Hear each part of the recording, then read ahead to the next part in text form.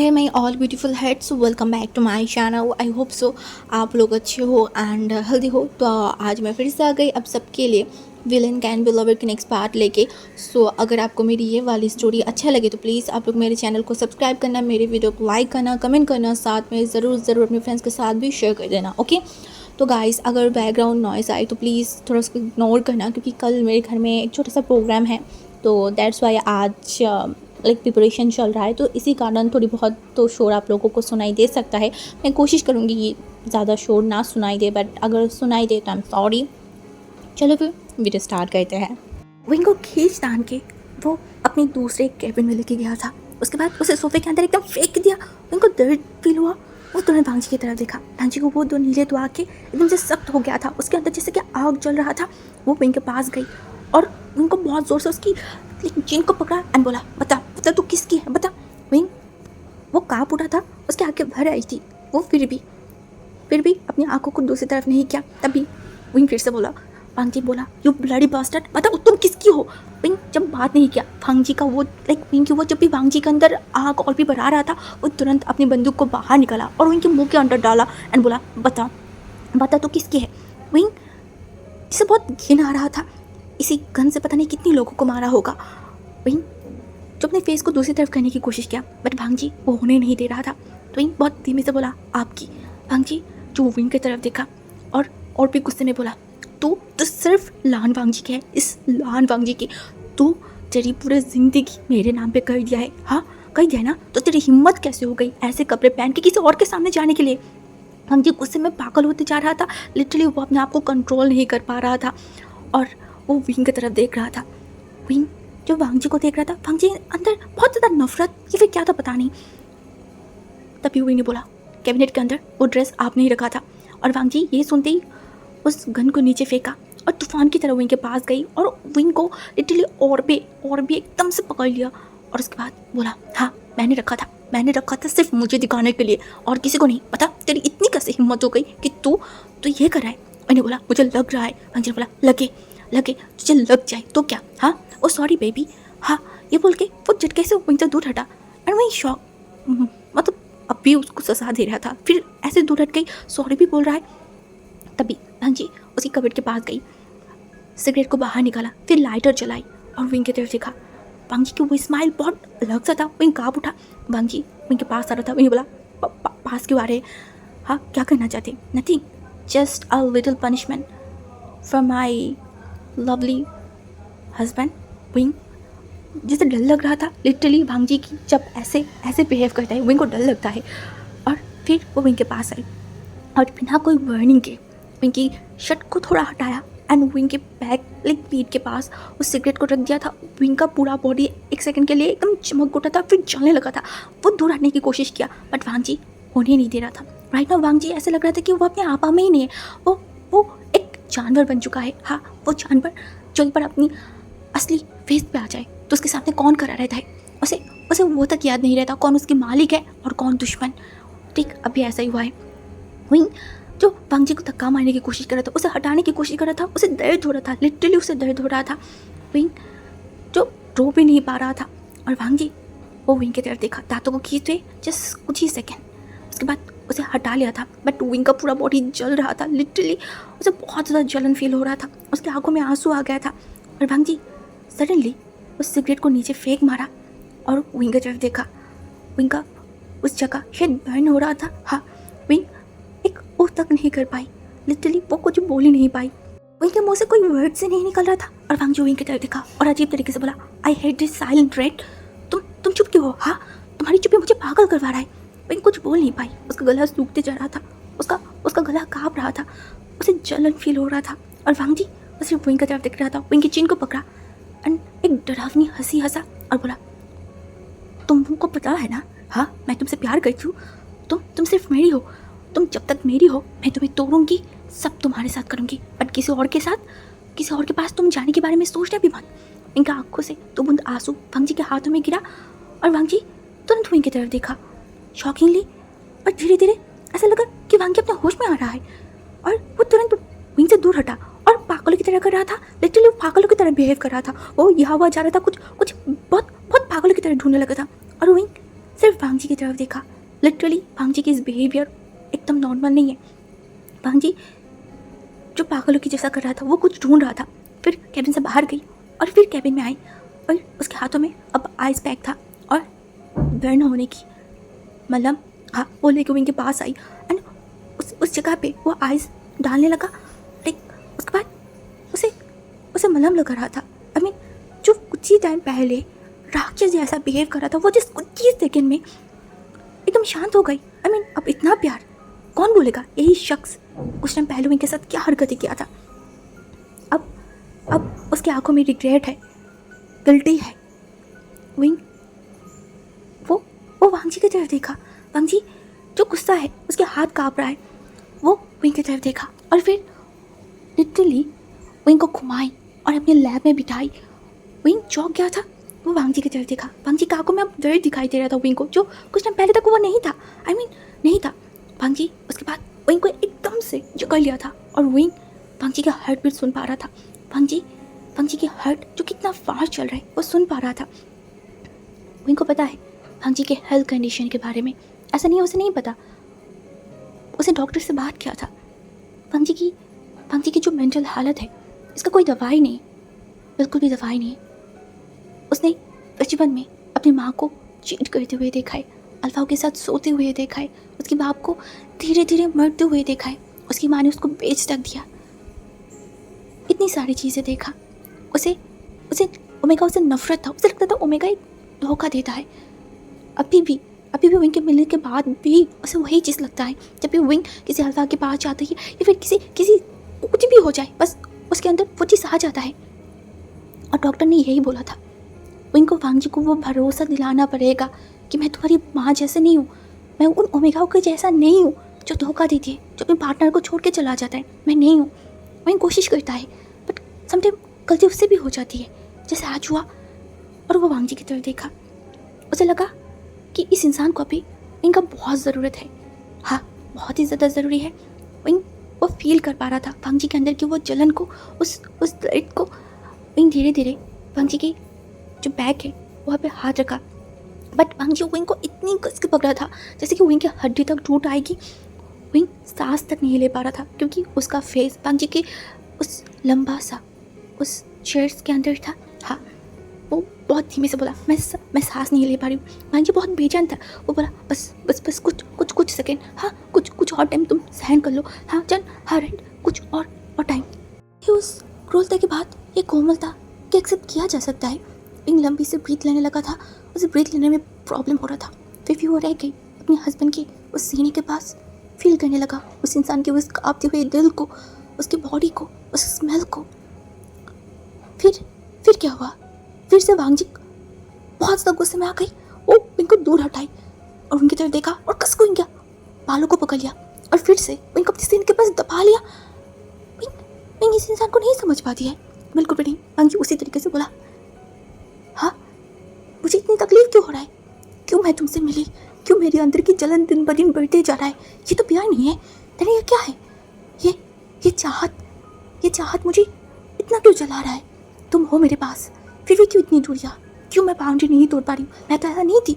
तो देन मैं ऐसा क्यों बनते गई? तुम्हारे कारण राइट, तुम्हारे कारण तुम मुझे जला रहे हो। ना तुम खुद से जी रहे हो और ना मुझे जीने दे रहे हो। फिर उनको छोड़ दिया। विंग थोड़ा सा लंबा सांस लिया था। फिर से वो विंग को एकदम से पकड़ लिया, विंग की चीन को। विंग देखने लगा इस माफिया बॉस लान वांगजी को। हाँ, वो विंग के हाथ जैसे, लेकिन फेस को जैसे पकड़ा हुआ था ना, वांगजी को उस हाथ की टैटू विंग देख पा रहा था।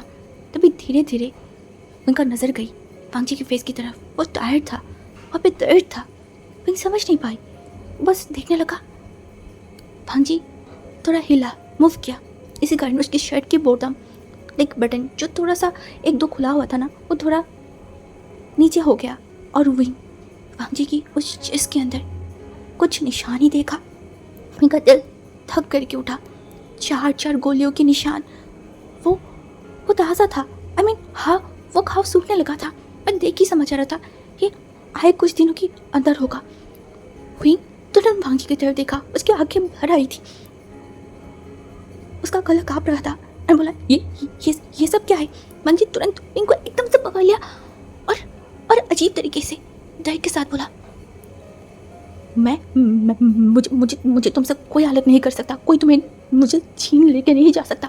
वो लोग चाहते थे तुम्हें लेके जाना, मैं नहीं जाने दूंगी तुम्हें, राइट? मैं कहीं पे भी नहीं जाने दूंगी तुमको। मैं कुछ समझ नहीं पाई, ये क्या बोल रहा है? भांजी की ये बेचैनी, ये अधिकार बोध।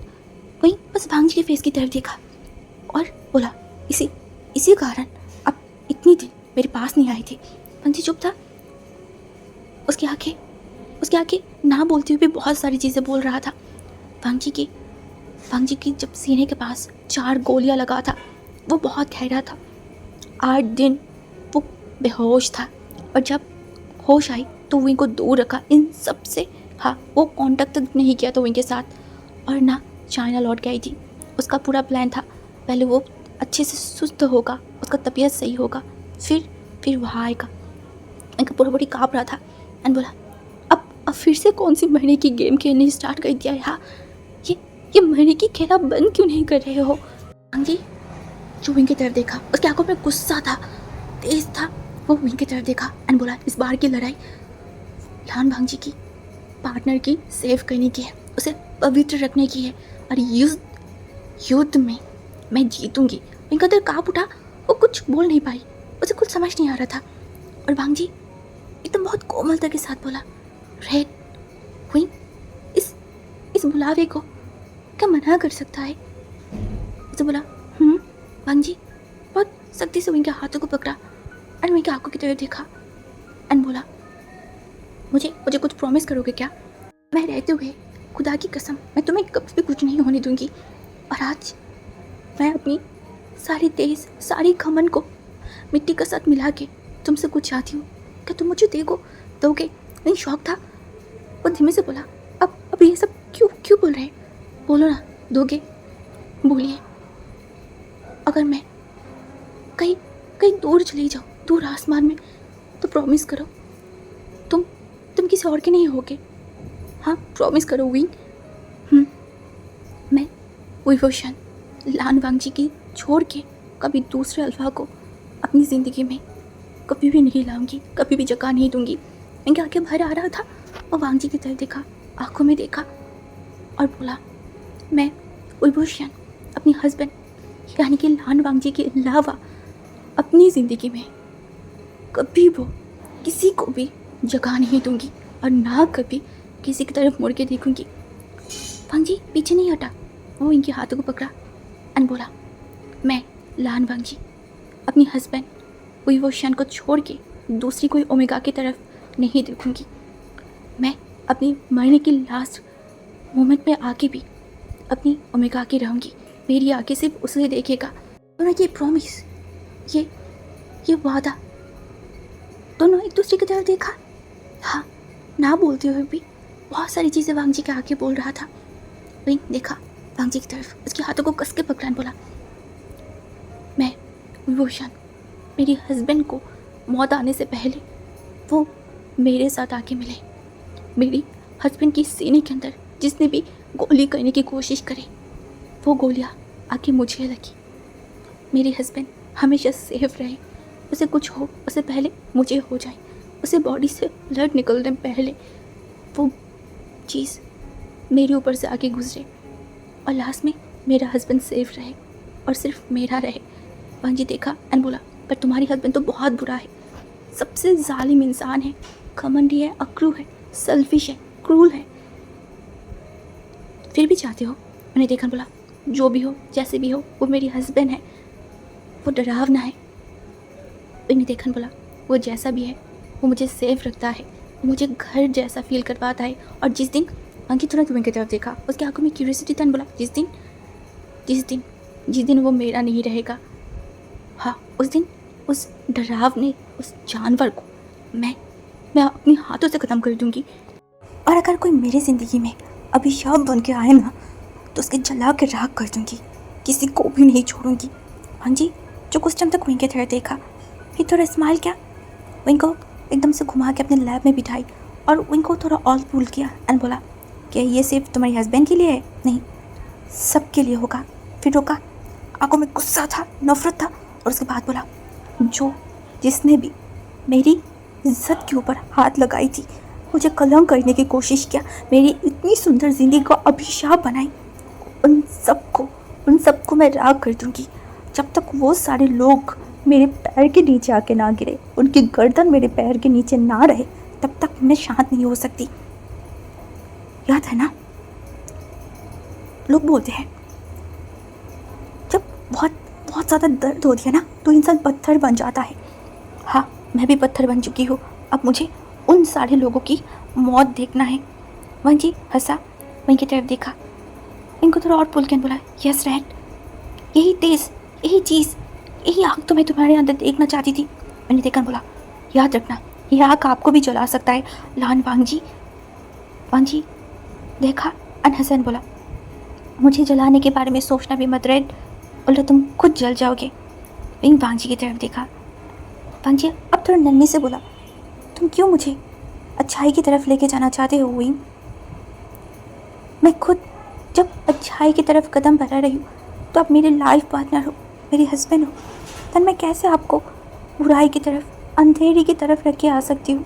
मैं वो नहीं कर सकती। मुझे आपके साथ खुश रहना है, आपके साथ की चाहिए, और अंधेरे से बाहर आके फिर अजय देखन बोला, जहाँ पे मेरा पूरा दुनिया अंधेरे के अंदर डूबा हुआ है तो रोशनी के पास मैं कैसे जाऊँ? हाँ, मुझे रोशनी दिखाने का मतलब है बेवकूफ़ी करना।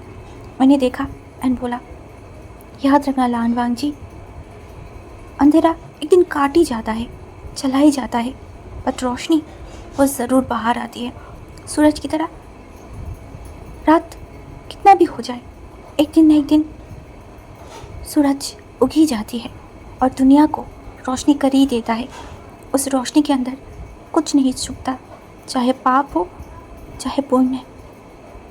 याद रखना, रोशनी आएगा आपकी ज़िंदगी में, मेरी ज़िंदगी में, हमारी ज़िंदगी में भी आएगा। बहुत सबर कर लिया है, इस बार मेरी बारी। अब तुम अपना बेस्ट दिखाओ मुझे। आज मैं तुम्हें चाहती हूँ वाइफी। वांग जी की सडनली वॉइस चेंज और उसकी आंखों की वजह से देख के वहीं चौंक गया। वो तुरंत वांग जी से नजरें हटाने की कोशिश किया, बट वांग जी तब तक विंग को एकदम से खींच के अपने पैरों के बीच में लाया और उन दोनों के बीच के डिस्टेंस को एकदम से दूर कर दिया था और विंग के कानों के पास गई। विंग वांग जी की वो परफ्यूम की वो जो स्मेल है वो फील कर पा रहा था। वो काँपते काँपते बोला, ऐसा मत कीजिए प्लीज़। वांग जी, उसकी आंखों में बहुत भूख था। हाँ, उनको पानी की एक अलग सा ही चीज़। वो और थोड़ा उनके करीब गई, उसके लिप्स में हाथ रखा, वहाँ पर टच किया और एकदम धीमे से बोला, मैं आज तुम्हारे बीच होना चाहती हूँ विंग, मैं तुम्हें फील करना चाहती हूँ। नहीं प्लीज़, मुझे सांस लेने में बहुत तकलीफ़ हो रहा है red, please I need you. Wing उसका पूरा बॉडी काँप उठा था। वो बोला, मैं मेंशन जाना चाहती हूँ। हाँ, हम जाएंगे ना, एक साथ मेंशन जाएंगे, फिर एक साथ दोनों शावर लेंगे। नहीं प्लीज़, मुझे थोड़ा और टाइम चाहिए। जी रुका नहीं, उसकी आंखों में दर्द था। वो इनके तरफ देखा, बोला, मेरी आंखों में देखो रेड, क्या कुछ फील कर पा रहे हो? वहीं उसका लिप्स काँप रहा था। वो वांग जी की तरफ नहीं देख पा रहा था। वांग जी धीरे से विंग के पास गई और उसको बोला, आज भी मैं तुम्हें चाहती हूँ, उसके अलावा और कोई शब्द मैं नहीं सुनना चाहती, और अगर सुनना चाहती हो तो तुम्हारी मौन की। उसके बाद विंग को बिना कोई वार्निंग दे वो विंग के लिप्स के ऊपर जब पेट पड़ा था, लिटरली वो विंग को पैशनेटली किस कर रहा था। विंग जो बहुत ज़्यादा बेचैन हो गया था, वो लिटरली दूर हटने की कोशिश कर रहा था, बट वांग जी इस बार विंग के सामने डिमांड लेके खड़ा हुआ है। उसे क्या विंग इतनी आसानी से भाग पाएगा? जब वांग जी विंग के लिप्स छोड़ के विंग के नेक एरिया में आई, वहाँ पे सॉफ्ट सा किस कर रहा था, सक कर रहा था, तभी दरवाज़ा धड़ाम से खोलने की शोर हुआ एंड वहाँ पे खड़ा था हमारी जो जिन जूशन है। वो लिटरली ये सारी सिनारियाँ देख के वो बेवकूफ़ बन गया था। उसके हाथों की फाइल गिरने वाला था, वो सख्ती से पकड़ लिया था। मतलब वो तो यहाँ पे आया था, सडनली इतनी इंपॉर्टेंट मीटिंग वो कैंसिल की हुआ है, उस फाइल को लेके यहाँ पे आया था। एक्चुअली वो मीटिंग रूम में बैठा हुआ था, बट वहाँ पे वांग जी नहीं था, तो इसीलिए वो यहाँ पे आया है। और केबिन के पास आने के बाद भी उसे मतलब कुछ समझ ही नहीं आई। आई मीन दरवाज़ा लॉक नहीं था, तो उसने बस खोल दिया और दरवाज़ा खुल गया है। अब उसको थोड़ी ना पता है कि अंदर मतलब ये सारी चीज़ें हो रहा है। दूसरी तरफ विंग तो शर्म के मारे वांग जी के लाइक सीने के अंदर अपनी फेस को दबाने की कोशिश कर रहा था। दूसरी तरफ वांग जी तो गुस्से में देखा जिन जूशन जो बोला ड्राइवर गाड़ी निकालो, गलत जगह पे आ गए। फिर आस-पास देखा, इस कमरे में अभी बेवकूफ़ वो अकेला ही है। वो तुरंत मतलब क्या करे, उसको शर्म भी आ रहा था, अजीब भी लग रहा था। वो जल्दी से बाहर चला गया, दरवाज़ा बंद करे हुए। और वांजी वो एक बार विंग को छोड़ा, चुपचाप जाके दरवाजे के पास गई, दरवाज़ा नॉक किया एंड उसके बाद वो आने लगा एंड विंग वांजी को आते देख के वो दौड़ लगाई, बट वांजी तुरंत उनकी कमर को पकड़ा, विंग को घुमाई एंड विंग के नेक एरिया पे अपनी नोज़ को रफ किया, बोला यू बिलोंग टू मी। विंग हाथ पैर चला रहा था, लाइक इतनी आसानी से तो वो वांगजी को अपने करीब नहीं आने देगा। वो वांगजी को धक्का मार रहा था, लिटरली वांगजी से 2 कदम पीछे भी चला गया था, बट उसकी आंखों में गुस्सा नहीं था, एक रहस्यमय हंसी था। विंग का पूरा बॉडी काँप रहा था। नहीं, वो इतनी आसानी से तो वांगजी के पास अपने आप को नहीं सौंपेगा। अभी भी उसे बहुत सारी चीज़ें जानना है, बहुत सारी चीज़ें कहना है, और सबसे बड़ी बात वांगजी को परेशान करना है। वांगजी अपनी सूट की जो बटन्स है उसको खोल के ज़मीन पे पटक दिया और उसके बाद विंग को और भी करीब लाई और विंग की शर्ट के अंदर अपने हाथों को रखा। विंग काँपते हुए उसके साथ बोला, ये आप क्या करें? वांगजी जो विंग की तरफ देखा, विंग की लिप्स पे हाथ रखा, वापस लाइक कर बोला, इट्स हस्बैंड टाइम बेबी। मैं डेस्परेटली फादर बनना चाहती हूँ विंग, प्लीज़ मुझे मत रोको, इस बार ये मौका मुझे चाहिए। बस शायद यही काफ़ी नहीं था विंग के लिए। ऑफ कोर्स था, उसे और वांगजी दोनों को एक बेबी चाहिए था। उनका पहला बेबी उन दोनों को चाहिए था। उनको पता है, उनको पता था, ऑफ कोर्स उसे पता था कि वांगजी भी टूट गया था जब उनके बेबी इस दुनिया से चला गया था। और आज फिर से वांगजी उसके साथ उसके पास डिमांड कर रहा है। इतने टाइम तक वांगजी ने नहीं किया, कभी भी विंग को ये नहीं बोला, और जब आज बोल रहा है, विंग की उस जख्म पे थोड़ा मलहम लगाने की कोशिश कर रहा है, तो क्या विंग इतनी निर्दय हो सकता है कि वांगजी का इनकार कर दे? नहीं, वो नहीं कर पाई।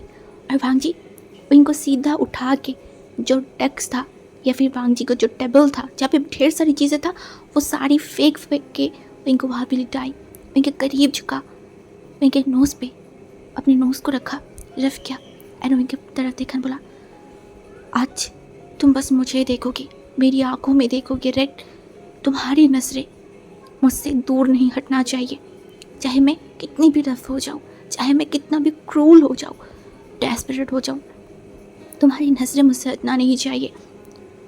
याद रखना, आज मैं तुम्हारी नजरें मुझसे हटने नहीं दूंगी। और पूरा टाइम वही हुआ था। आज फिर से बैरियर टूट गई, 2 दिल पास आई थी।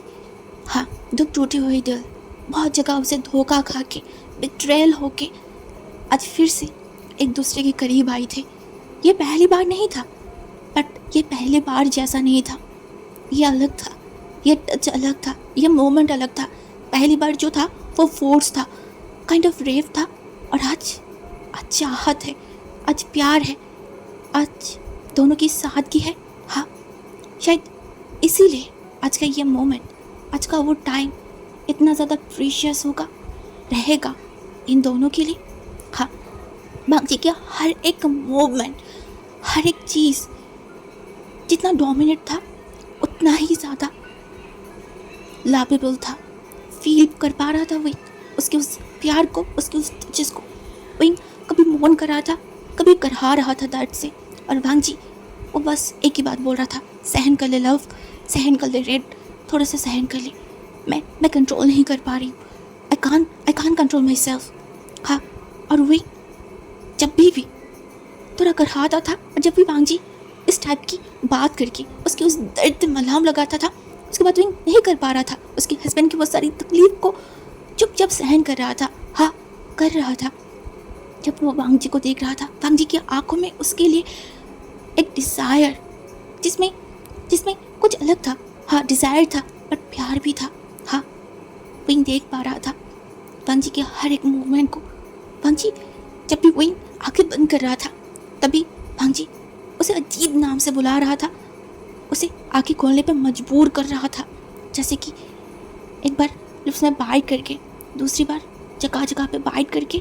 हाँ, जब भी वो विंग आंखें बंद कर रहा था, वांगजी बाइटिंग पे उतर आ रहा था। विंग दर्द के मारे फिर आंखें खोल लेता था और घूर के वांगजी की तरफ देखता था, और वांगजी ने विंग की तरफ देखा और बोला, मैंने वार्न किया था ना, जब भी वांग जी एक एक पोजीशन चेंज कर रहा था, इनका जान निकल रहा था, बट वांग जी इनको थोड़ा सा मौका भी दे रहा था अपने आप को ठीक करने के लिए, थोड़ा सा बैलेंस करने के लिए।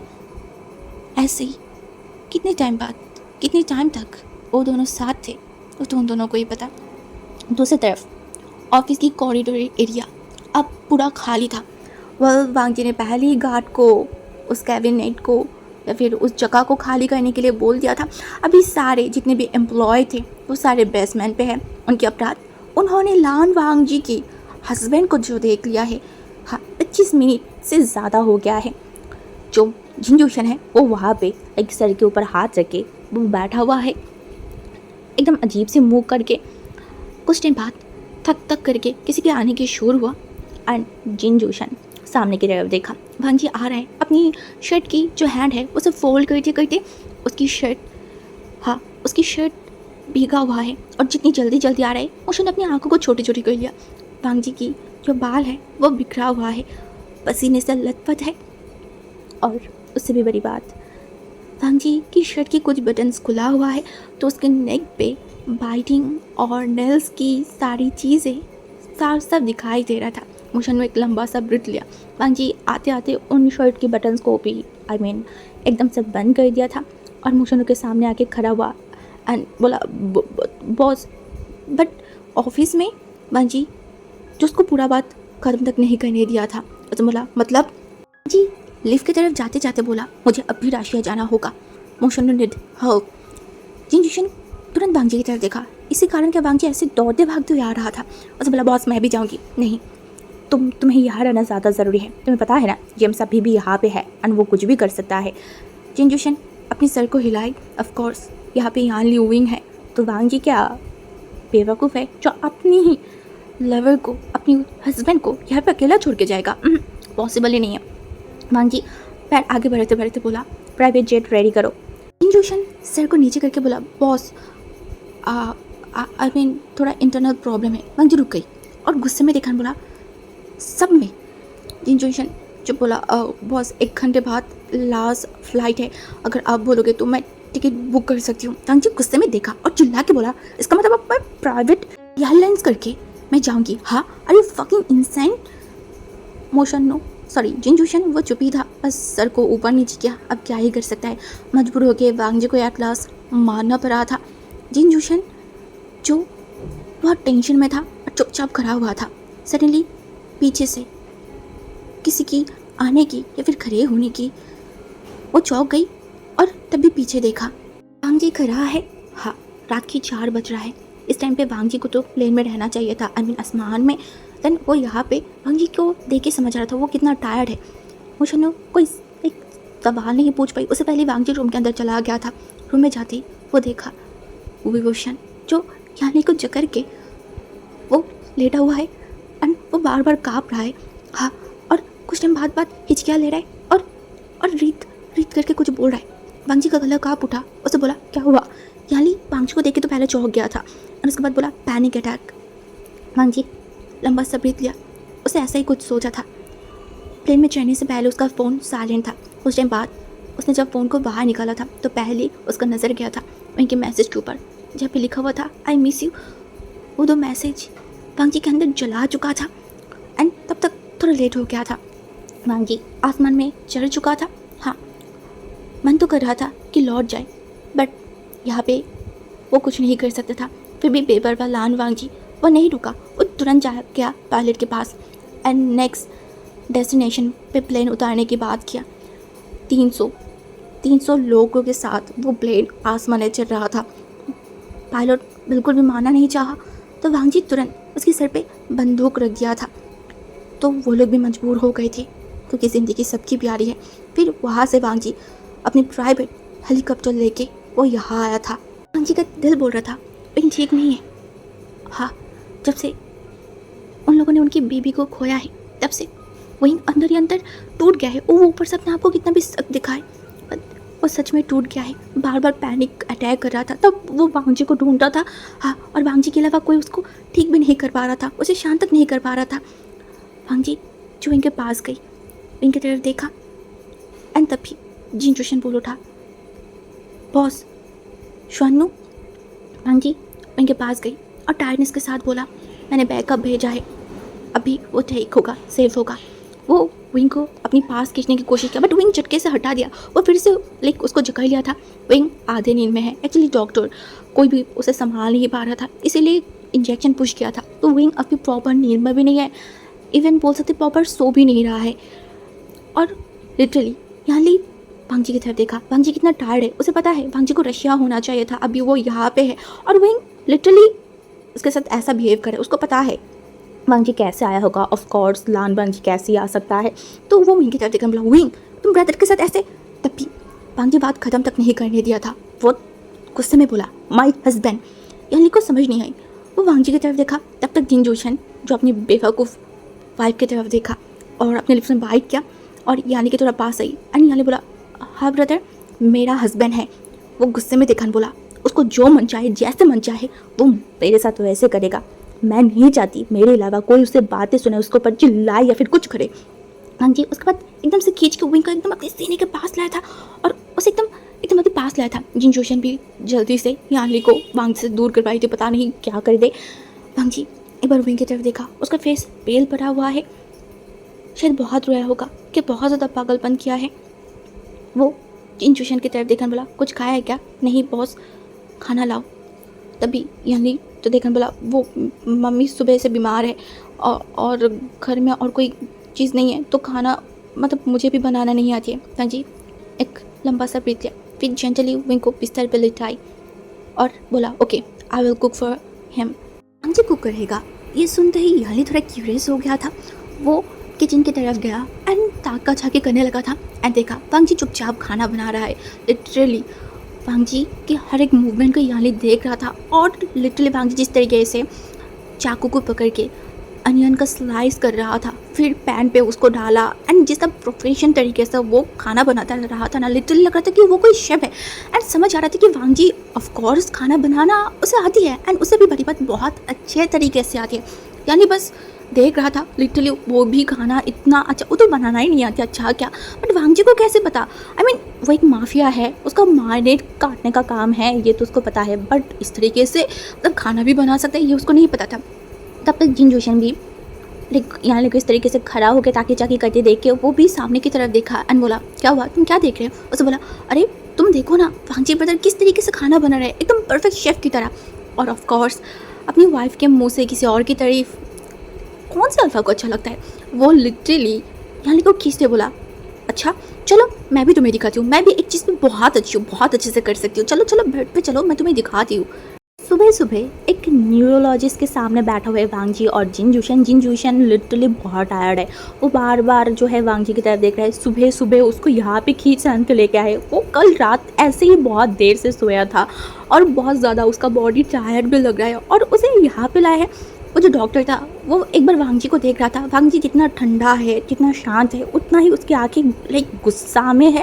वांग जी एक बार जो मोशन है उसकी तरफ देखा और उसके बाद डॉक्टर के इशारा किया मोशनों की तरफ और फिर गंभीर तरीके से बोला, उसकी यादों से कुछ मोमेंट को मुझे क्लीन करना है।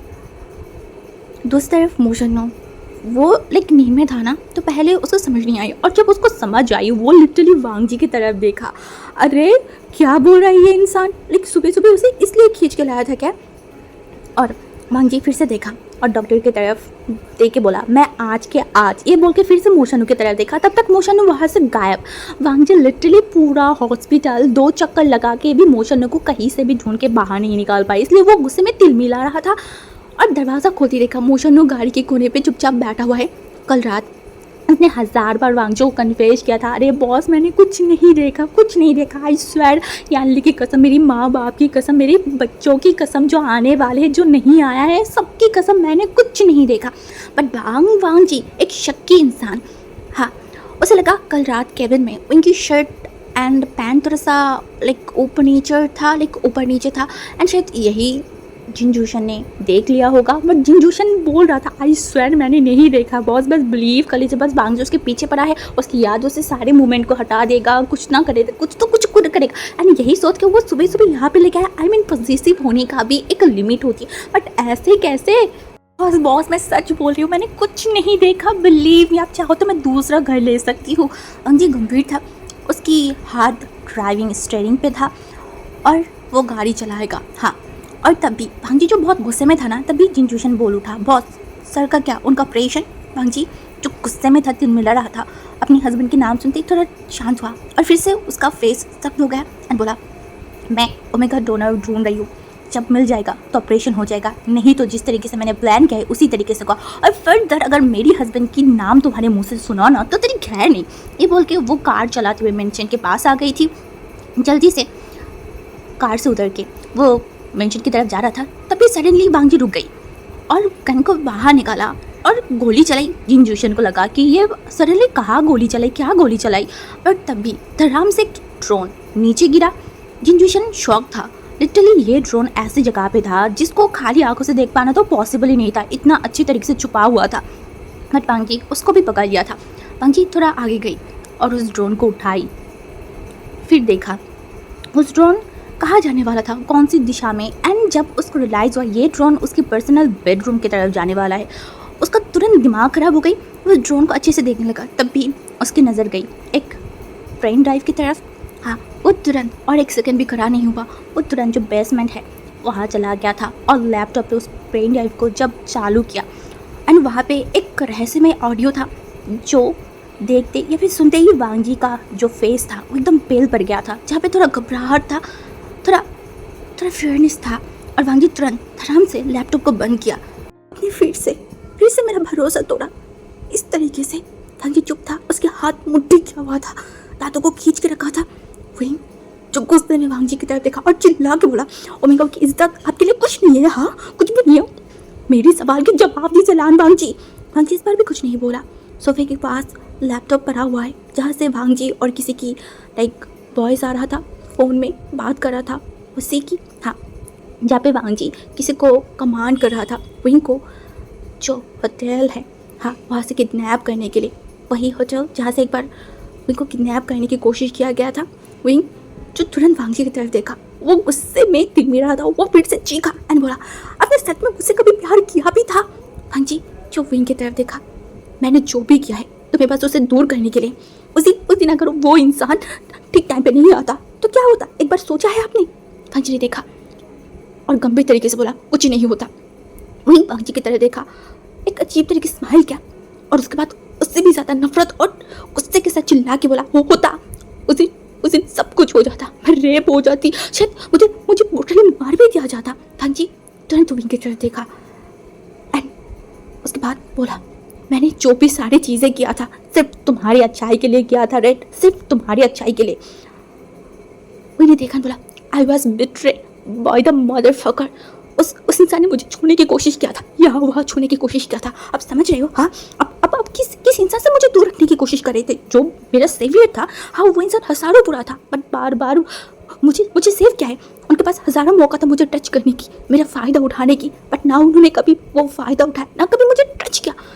और आप अब उस इंसान के साथ ऐसा कर रहे थे। हाँ, क्या होता अगर थोड़ा सा झुक जाते उस इंसान के सामने, तो क्या ये हो जाता? अपने हस्बैंड के लिए इतना तक नहीं कर सकते, आप थोड़ा सा भी झुक नहीं सकते? वांगी ने देखा, बोला, नहीं, मैं किसी के सामने भी नहीं झुक सकती, चाहे वो मेरी हस्बैंड के लिए हो।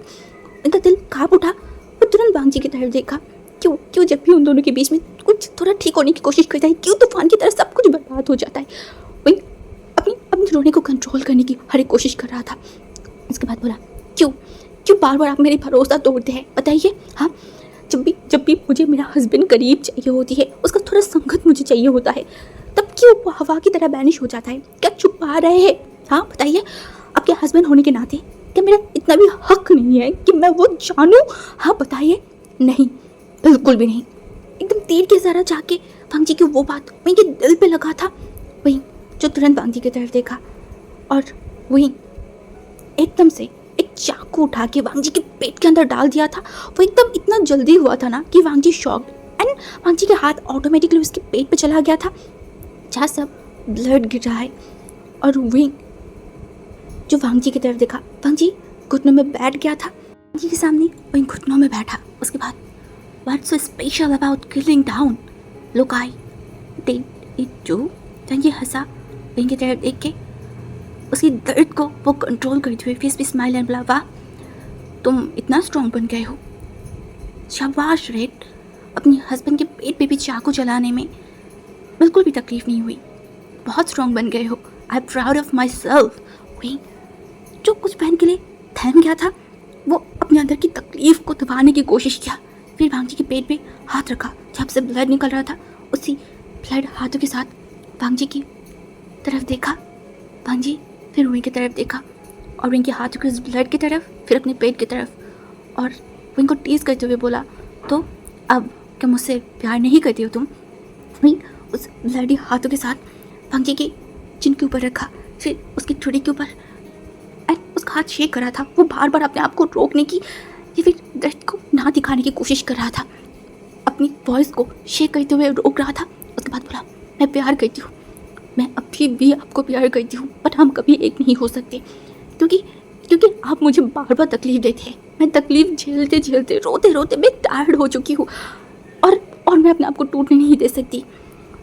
लगातार मैं अब जीना चाहती हूँ, थोड़ा 2 पल सुकून की जीना चाहती हूँ। इस तकलीफ से, इस अजाब से मैं थोड़ा बचना चाहती हूँ। लान वांगजी अनजानी धन खोने का, हाँ वो डर वांगजी को जगा लिया था, फिर भी वो उस चीज़ को नहीं दिखा पाई। उसके फेस पे वही अपना टेढ़ा स्माइल था। विंग की तरफ देखा और उसके बाद बोला, तुम्हारी हाथ अभी भी उतना स्ट्रॉन्ग नहीं बना है, कितनी ज़ोर से, कितना गहरे तक वार करना चाहिए, अभी तक तुम नहीं सीखे। देखो वार तो क्या, पर इससे क्या होगा? ज़्यादातर मैं थोड़ा इंजर्ड हुआ हूँ, पर मरूंगा नहीं, जल्दी लौट के आऊँगी तुम्हारे पास। वही जब इस लाइव को निकला, वो बार बार सांस लेके अपने अंदर की उस तकलीफ को दबाने की हर एक कोशिश कर रहा था। उसके बाद फिर सोवी ने देखा एंड बोला, इस बार मैंने बस चाकू चलाई, उसके बाद शायद गन चलाऊंगी। उस बार सीधा आपकी सीने में, इस दिल के पास क्या होगा लान जी? देंगे ना आपका ये दिल मुझे? हाँ बताइए। भांजी उसकी सांस भारी होते आ रहा था, उसके पेट से ब्लड निकलते जा रहा है, बट भांजी उसके फेस पे कोई टायर्डनेस नहीं है, वो दर्द भी दिखाई नहीं दे रहा था, बट फेस पे एक घमंड था, जीतने की घमंड। हाँ जो विंग कुछ सालों पहले तक, नहीं कुछ टाइम पहले तक एक चाकू तक नहीं पकड़ पाता था, जो डरता था, आज वही विंग वार करना सीखा है, चाहे अपने हस्बैंड हो या फिर दुश्मन, सबके ऊपर ही कर सकता है। भांजी ने देखा एंड विंग को थोड़ा अपने करीब लाई और विंग के हाथों को कस के पकड़ा, एंड उसके बाद विंग की आंखों में देखा, विंग जो भांजी की आंखों में नहीं देख पा रहा था, और भांजी जो एक लंबा सा ब्रीथ लिया एंड बोला, लास्ट हक। बिल्कुल भी इंतजार नहीं किया, कस के हक कर लिया था भांजी को बहुत सख्ती से। उसका कपड़े भांजी के ब्लड से भीगते जा रहा है। विंग ना चाहते हुए भी अपने रोने को कंट्रोल करते हुए खड़ा हुआ और उस मेन चीज से निकल रहा था, और भांजी को कान में ऐसे वॉइस आ रहा था जैसे विंग को बोल रहा है, मैं आपको प्यार करती हूँ, मैं आपको प्यार ना भी करूँ फिर भी मैं आपको प्यार करती हूँ, पूरा जिंदगी करूँगी, नफरत के साथ भी मैं आपको प्यार करती हूँ। भांजी वो उठ के खड़ा हुआ, अपने पेट पे बहुत जोर से हाथ रखा, जैसे अब थोड़ा सा ब्लड निकाला कम हुआ है। वो धीरे धीरे मिशन के सामने गेट की तरफ जाने लगा था। सीढ़ियों से उतरने के टाइम हर एक जगह पे उसे इतना ज़्यादा दर्द हो रहा था। वो गेट के पास गई तो देखा विंग सामने की तरफ जा रहा है। गार्ड सारे लोग बंदूक ऊपर कर लिया था। भांजी तुरंत चिल्ला के बोला, डोंट यू डेयर। तुरंत गार्ड अपने गन को नीचे कर लिया था और सब भांजी की तरफ देखा शॉकिंगली। भांजी जो विंग की तरफ देखा जो उस दरवाजे से बाहर जाने लगा है। हाँ भांजी और खड़ा नहीं हो पा रहा था, उसकी आंखों के सामने सब कुछ ब्लर्ड होते जा रहा था। वियतनाम की वो जो मिशन था वहाँ से बात एक, वहाँ पे भांजी की बॉडी पे बहुत सारे निशानी लग गया था, गोली तक लगा था, और अब ये छोटा सा चोट हो फिर भी भांजी नहीं ले पा रहा था। एक्चुअली उसका बॉडी वो नहीं झेल पा रहा था और भांजी धड़ाम से नीचे गिर गई। गार्ड सब दौड़ के आए। भांजी के आंखें बंद होने से पहले उसने देखा वहीं उस मेंशन से बाहर निकल गई। एक बार मुड़ के तक नहीं देखा भांजी की तरफ। इतनी नाराज़गी